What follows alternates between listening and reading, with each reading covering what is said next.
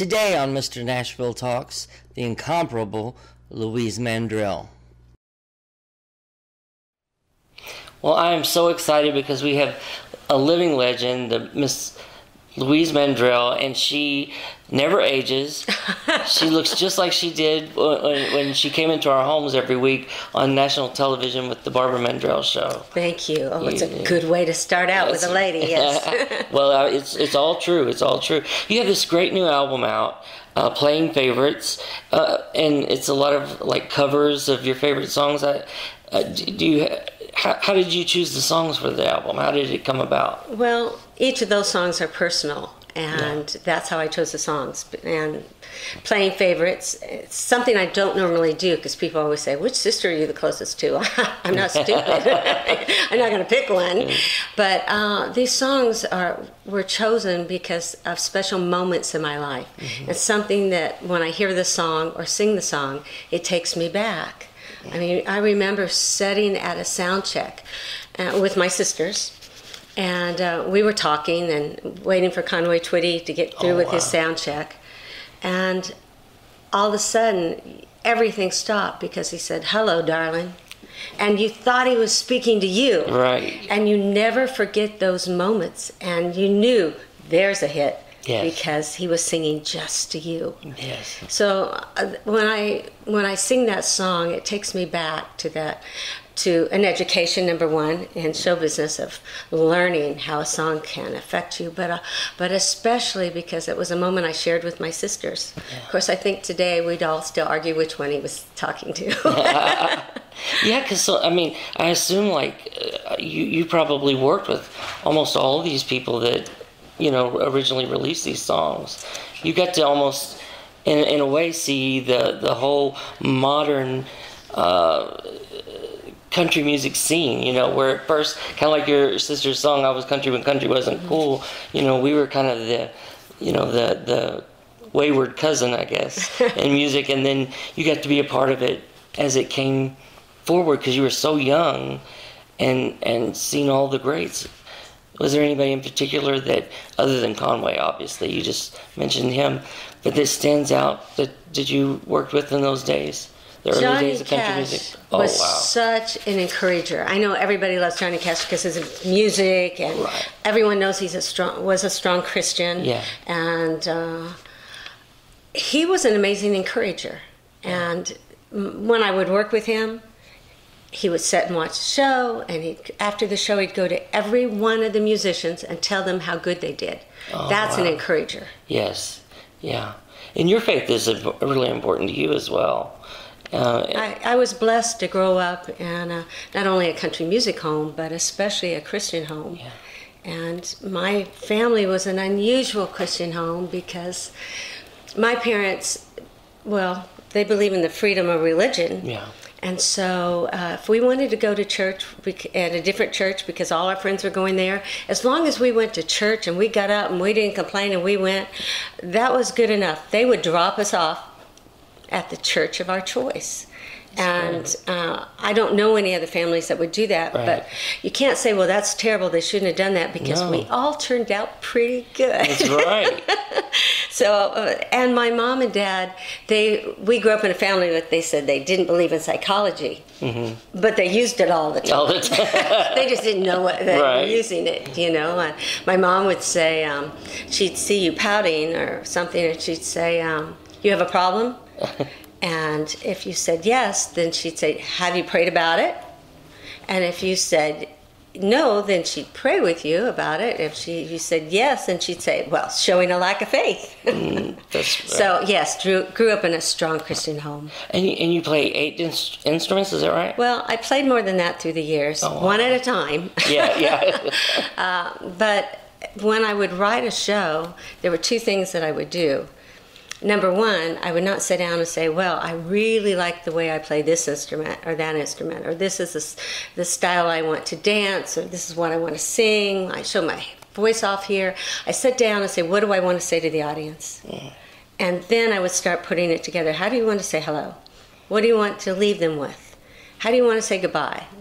What do you want to share with them as far as beliefs? And after I would finish all that and figure out which instruments are needed, I just did Calamity Jane, and they wanted me to play the 4-string banjo. Well, and the harmonica. And they said, and the fiddle and the accordion. I said, well, you know what? I play the accordion and I play the fiddle. And we're a year away from this date. Sure, I'll do the other two.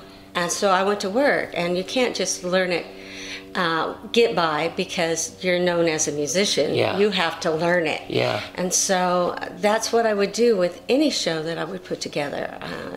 Whatever the show needed, that's what I would do. I remember one Christmas show that I wrote with Barbara, and I said, well, I want to play sax. And she said, you know, you got a year to learn this. And I was expecting her to come in and say, you really need to keep practicing that saxophone. But instead, she said, you sound really good. Change these 3 notes to this.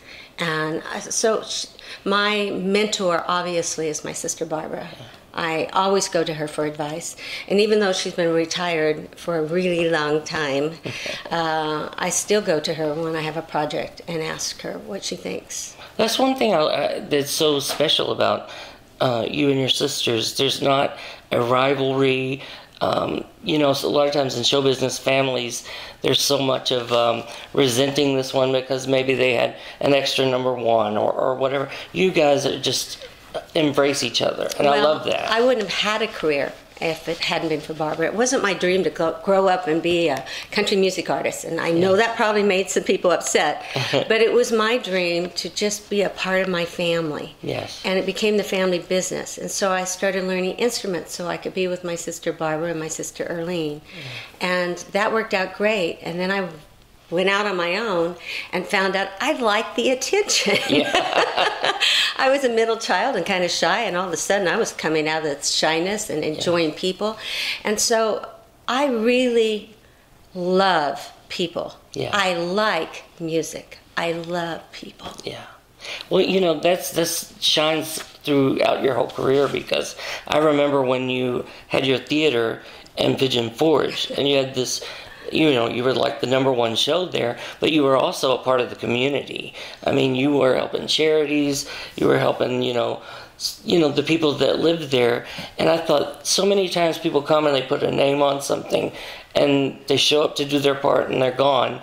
But you really sewed an anchor there, you know. Thank you. I love people, and so I liked being out in the community. And I had an opportunity for the first time in my life to be in one spot. Yeah. So every time I do this charity, then this person would say, well, you do this. And if you can get to me, I really don't know the word no.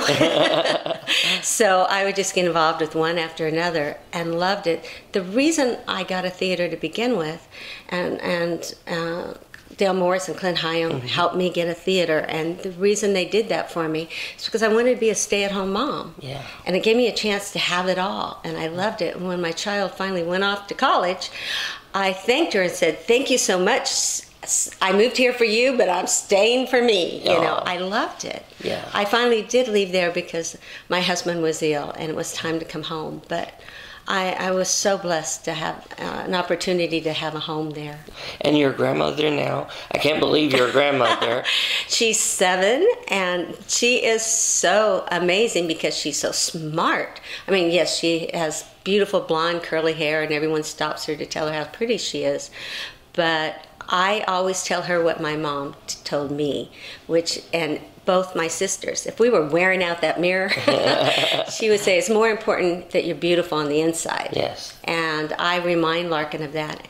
And she's so kind and so smart, and every grandparent should feel that and say that, because the word is very important. And you speak it, and they hear it, and they want to live up to that. And she certainly is. Between your daughter and your granddaughter, do they have any ambitions for show business, or any hints that they might want to get involved in the family business? I really don't know what's going to happen with Larkin, because I didn't encourage my daughter, and I'm Yeah. not encouraging my granddaughter, Yeah, because that is a choice. Right. I mean, it's almost a calling, you Yes, know? exactly. The same as somebody who wants to be a fireman or a policeman, or go out and save the world. You have to have something that drives you to do that, because it takes every bit of your energy and time. Yes. And my granddaughter is so happy. And you mentioned before we started taping it, it was, do they say taping anymore? Yeah. That's really strange. I do, you know, but Okay. yeah. I was reminded that when I did the Opry, and the big reason I wanted to do the Opry is because my granddaughter had seen me do plays, Yeah. but she had never seen me be Louise Mandrell. She came along too late. Oh. And so doing the Opry, I had a chance to entertain with her in the audience. And everybody I knew was buying tickets, and families that I knew. And I kept saying, "You're buying tickets for the kids? I mean, they're like, one's 3, one's 7. It's like, you know, is this really something you want to take them to? And are other people going to be happy with you for doing it?" And they said, "They all know you as Mama Lou. We want them to know you as Louise Mandrell." That's wonderful. And so that night, I had one family sending me a video of a 3-year-old saying, "I'm Mama Lou," and just singing and jumping on her bed. Like when I was growing up, I remember you all doing commercials. I mean, you all were everywhere. Well, Yeah. I've always thought blondes do have more fun, Yeah, because yeah. the first thing you notice in a room is the blonde. But as a brunette, it made me stand out. So it was the first time in my life I wasn't going, "Do I need to color my hair?" And people used to say, "Do you color your hair?" Because I have 2 blonde sisters. I was like, "No." I look like my mom and dad. No. Yeah. But both my sisters were naturally blonde, and they did highlights, of course. Yeah. But I don't know what made us all so different, but God had a good plan. Yeah. Well, you were talking about the Opry, and you know, I love the fact that you understand and appreciate what the Opry means to this town and to country music. Do you have any special memories of the Opry over the years? It had been since I was in my early teens that I had been on the stage of the Ryman. Oh, yeah. Yes, and so when I was getting ready to walk out, it'd been a long time since I'd worked the Opry or did anything in Nashville. And I was about to walk out, and first time in a long time, I got a little nervous. And I thought, what if nobody remembers me? You know, what if, and all these doubts and questions. And I walked on stage, and they went wild, and I went, "Oh my gosh, they remember." And it must have been amazing joy come over my face at that moment, because it was, the fear was gone, and before I'm walking on, I'm going, fear is not from God, fear is not from God, but Right. but you walk on, and all those people responding the way they did. And of course, it's the Ryman, and they appreciate history, and we were a part of history. Yeah. So that's what I was hearing, the thanks for being a part of history. And when I sung my first song, I looked up at the audience and I said, right up there, those seats right there. The first time I was in the Ryman, my dad and my sisters and I were sitting up there, and we were watching Dolly Parton on the stage, and Barbara turned to Daddy and said, "I'd rather be down there." Oh, wow. And it was only a few months later that Barbara was on the Grand Ole Opry and taking her sisters with her. And that memory, still gives me chills, you know. Yeah. Well, and you guys had this #1 variety show, and that is something that no other country music performer has been able to do. Why do you think it worked so well? I mean, I believe it's because, first of all, the talent was there. You did it all, sang, danced, acted, but a lot of it too is the producer and Barbara, I think, too, right?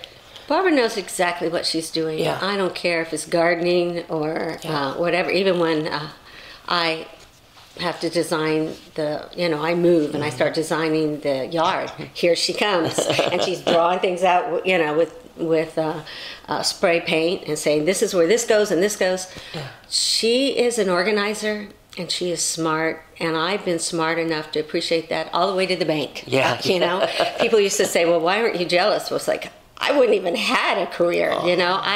I'm not stupid. I still appreciate and learn from her. But anyway, the television series, I think it's because it was a very honest show. Very clean, too. And I remember our first interview before the show started as Barbara Mandrell and the Mandrell sisters. And we're headed up, and Barbara said, now they're going to ask us if we argue, and you say yes. And that really, really drove me crazy all the way in the elevator. I'm thinking about it. And they said, well, do y'all ever argue? And she said, oh, yes. And I said, really, when was our last argument? I think that was probably the one that was going to lead it to the first argument. But Barbara was 5.5 years older than me. Mm-hmm. And that was just enough older that I listened and Earlene listened. And there wasn't an argument. The only difference happened when instead of her being the boss, she started being an official boss and paying us. That was better. Yeah. You know, getting paid was better, but she'd always been the boss. She'd always been bossy.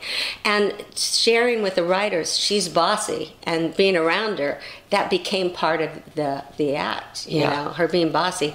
Earlene acting naive, you know, that became part of it. I was the middle child, but I loved every week was a new adventure, and it was amazing. And it was like going to college. To work with her under those conditions was like going to college. And Barbara was an instructor, you know. She was the teacher. And you had these Hollywood legends and on the show, and do you have any memories of any of a special Hollywood star maybe, or someone you had a crush on, or anything that came on the show? I wasn't going to tell him until you asked that question. A crush on Patrick Duffy. Oh, yeah. I had a major crush on him. And he was in the rehearsal hall, and I went in, and I went up to him, and I couldn't speak. So I left.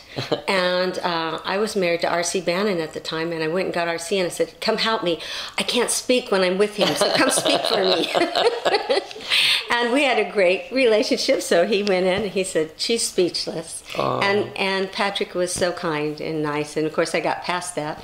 But it was amazing. I had never been speechless before. And I think one of the things that helped me get over that was when I met his wife. Not because you realize, well, somebody's a real person, has a wife. It's because I felt like he was cheating. Because, you picture him on TV with this wife, and now he's got this one. Yeah. It was a strange time to go to Hollywood and be so naive. Well, and back then a hit show, I mean, on a flop show even, back then had a bigger audience than our biggest shows now. That's true. But when I first went from Nashville to California, Earlene and I went hunting at apartments, and we ran into Dick Van Dyke on the street. Now you imagine, obviously I was pretty shy back then. Hard to believe, I know, but I was. And I went up to him, I said, hi, I'm Louise Mandrell, and this is Earlene Mandrell, and my sister is Barbara Mandrell, and we're going to have a TV series here in California, in Hollywood. It's going to be on NBC. And he looked at us like, sure, sure you are. Kind of like, you know how many people come to Nashville and they think immediately, well, they're going to be a star. Well, that's what we sounded like.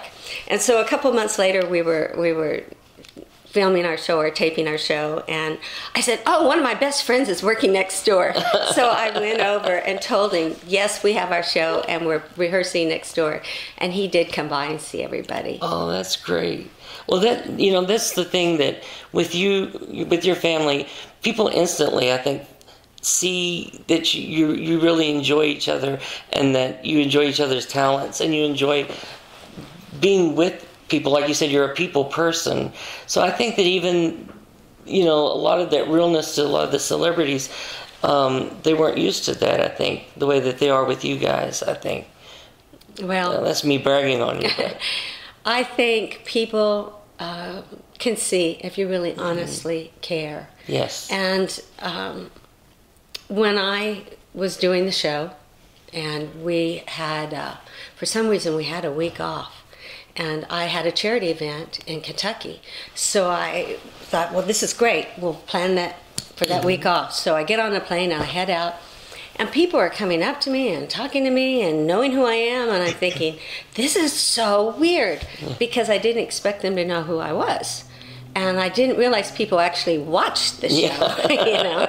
And then after a season, and I went back on the road, I'm sitting in my bus, I'm putting on my makeup, I look out the window, and I said, oh, look at the line to get in the fair. And they said, no, that's a grandstand. I said, really? Who are we opening for? And they said, you're it. I mean, that moment, there was a joy and yet a fear, because I had never been, you're it. And that was very scary. So I go out to do my show, tell the same old joke I told the summer before, and all of a sudden it's funny. Yeah. It's like, oh, I must have learned how to deliver that line, you know. But it was great. I love that there's so much learning. And to tell you the truth, if someone said, do you like learning? I'd say, no. I have learned so much better, you know.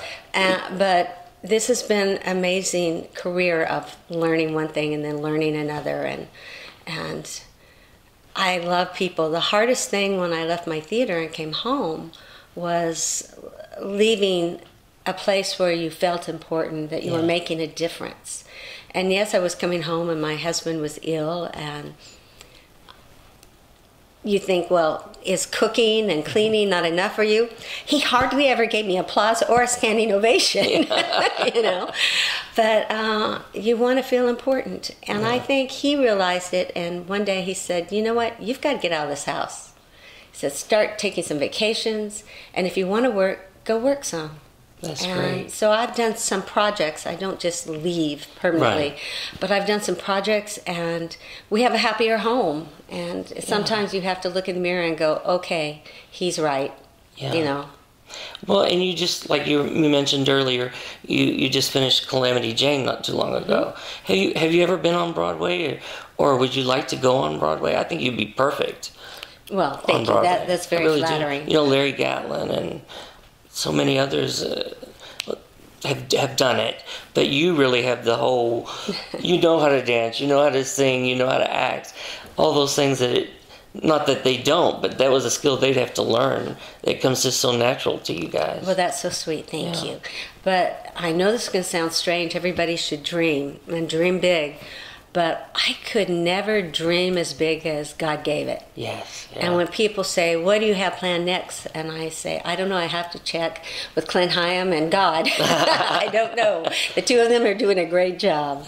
Yeah. Well, I mean, but you do enjoy doing the musical theater. I do. I love it. It's my favorite thing to do. Okay. Even over concerts. Even over concerts. And you would think being Louise Mandrell would be your favorite thing, but when I was Calamity Jane, as Louise Mandrell, I could open up and be loving and kind and tell my jokes or talk about my family, whatever I wanted, and dance and be as big as Louise Mandrell could be.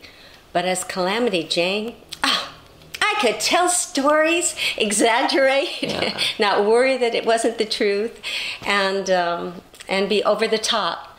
And the most difficult thing to learn in live performance in a play is that there's a wall, and the rest of the cast, you're talking to people who are in the room, but it's not the audience. Right. And that was just driven home and driven home and driven home, and till I didn't see him anymore. And when my granddaughter came, of course, I made a special effort not to know where she was sitting and not to look, but it was really cute. And when intermission came, I sent someone out, go ask her what she's thinking. And they came back and they said, well, she said she didn't trust that tall guy, Bill Hickok. and so I loved it. She loved the play, but she said she liked it better when I did the Opry and I was Louise Mandrell. Oh, that's sweet. I think it's because I had on makeup. Yeah. As Calamity Jane, you go on, there's no makeup, there's no frills, there's, you know. Right. Well, you're a natural beauty, though. I mean, you don't have a lot of makeup on now. I mean, and people can see how pretty you are. And those eyes, I'm not flirting, but I'm just saying, you know, you should give flowers to where they're due. I mean, you have a beauty your whole family does. Thank you. And I don't know your children, but I mean, when I've seen your daughter, she's beautiful, and you show me pictures of your granddaughter, and she's beautiful too. So Your mother was beautiful. Oh, still is. Yeah.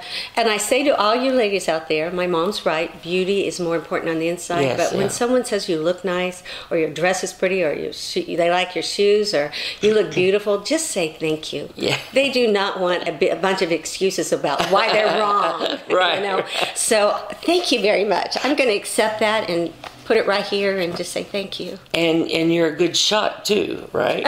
Are you still, Is that why you said I look good? Yeah. Pretty girls with guns. Yeah. I love shooting, and shooting shotguns. That sport became my favorite sport because when you go play golf with your husband, you're way forward and a different tee than he is because it's about strength. And when you shoot guns, it's about accuracy. And you can outshoot your husband. And if you put a man and a woman together, they start taking lessons, the woman is going to win every time because she listens. Yeah. Men don't listen. That's true. That's true. But I've been listening to you. Thank you. And good answer. We need you to go out and get the new album. We're going to put how you can get it on the screen. Of course, you can also stream it, Spotify, and all those digital outlets we have now. That, but I like the physical copy, too. Don't you miss like how we used to have the LPs? They're coming back, but. When it was like an event, you got red liners, notes. And, I know the popular thing to say is yes, I miss that, but not really. You don't? Oh, okay. I don't. I like the radio on my CD player. Well, yeah. And, I'm still learning how to download, and I'm finally learning how to do that. My granddaughter is big on that. Yeah.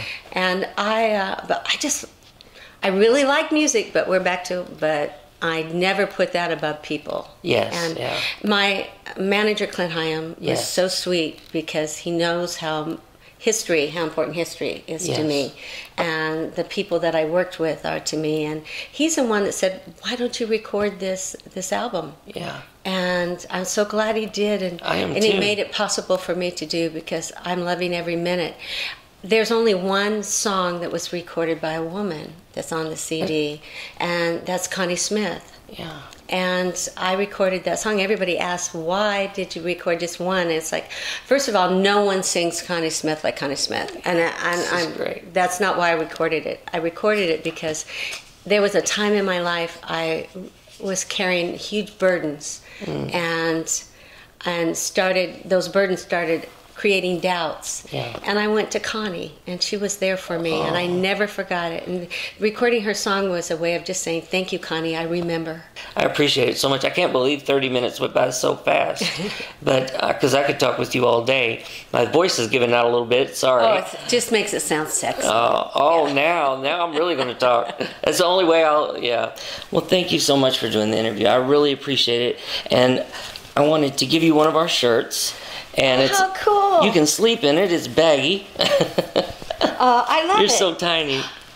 I look good in blue. This is work. This is With great. Your eyes, yeah. Thank you. Subscribe to our mailing list and you could win a CD or DVD project by today's featured artist.